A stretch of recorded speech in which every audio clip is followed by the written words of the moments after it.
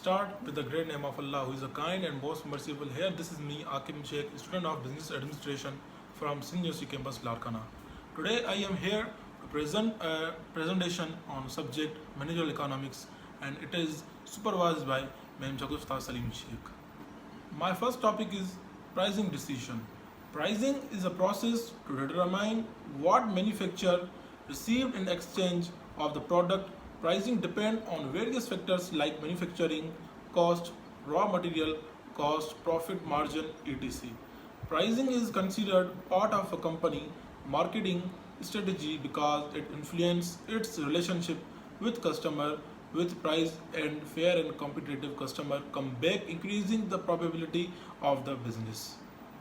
Therefore, pricing decisions are the choices business make when setting prices for the product or service. Pricing is considered part of a company marketing strategy because it influences its relationship with customer.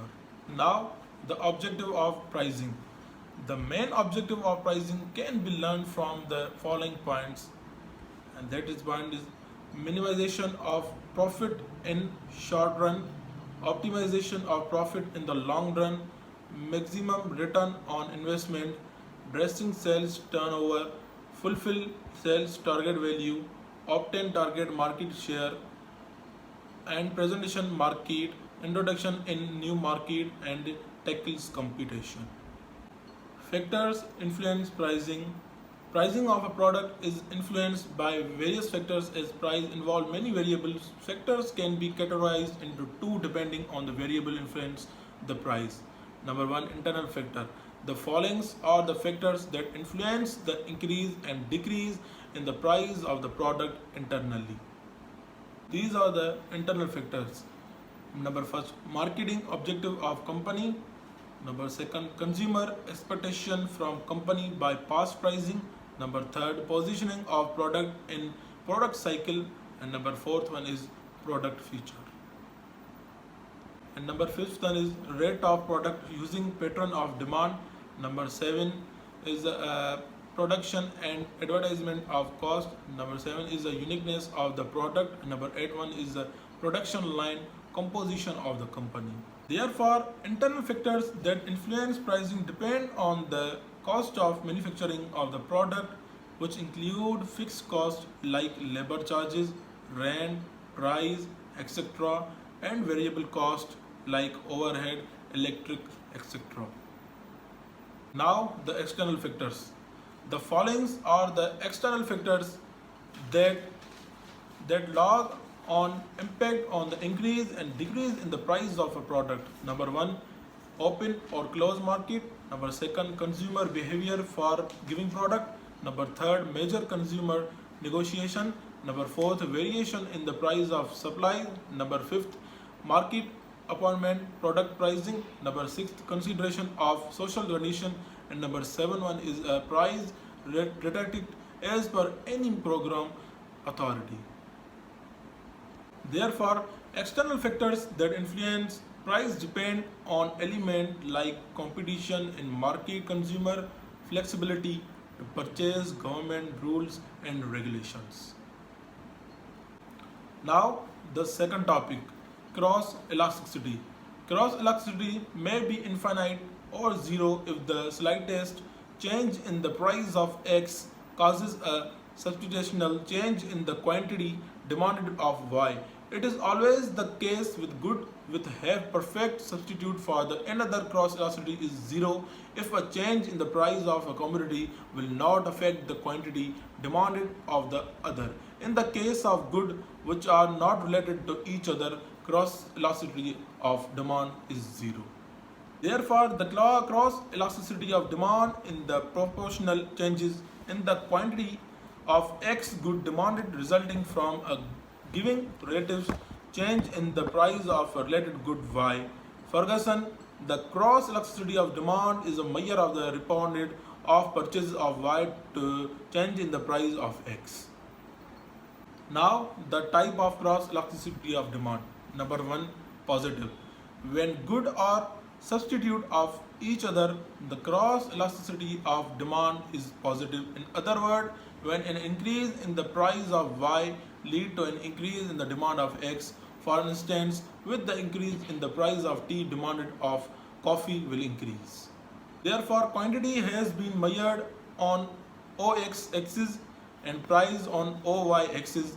At price of Y commodity, demand of X commodity is OM. Number second, zero. Cross elasticity of demand is zero when two goods are not related to each other.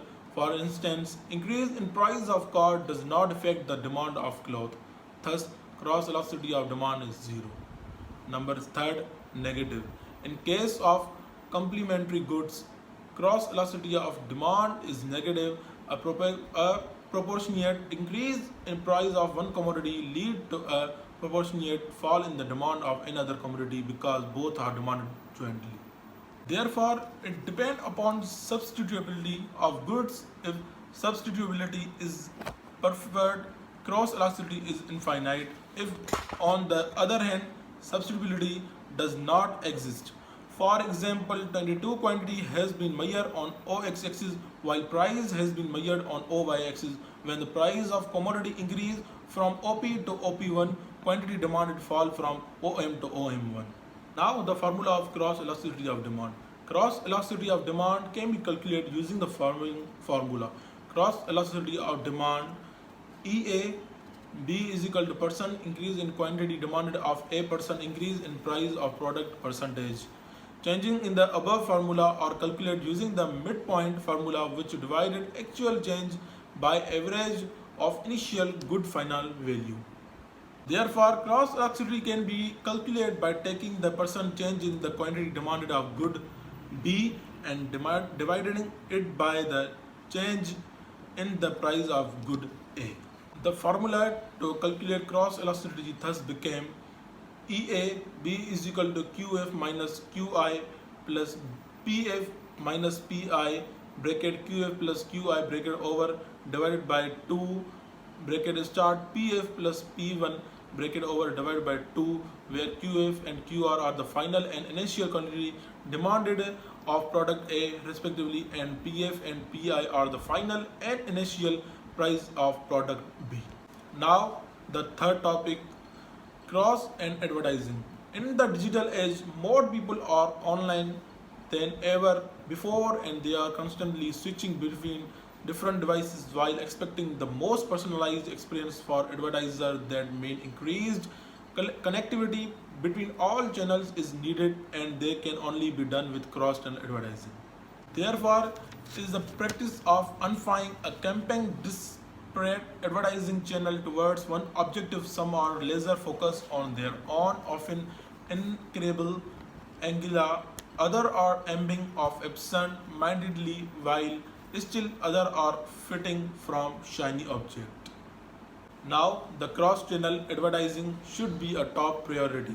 Advertisers have many ways to advertise online, including search, display, social media, mobile, video, etc. Then when you consider multiple device type, mobile and desktop, the opportunity multiply even more. Therefore, while most brands are already utilizing one or two of each expenditure, their strategy to include all of the above would ensure their message is reaching the right audience at right time. Now, how cross-channel advertising work with retargeting?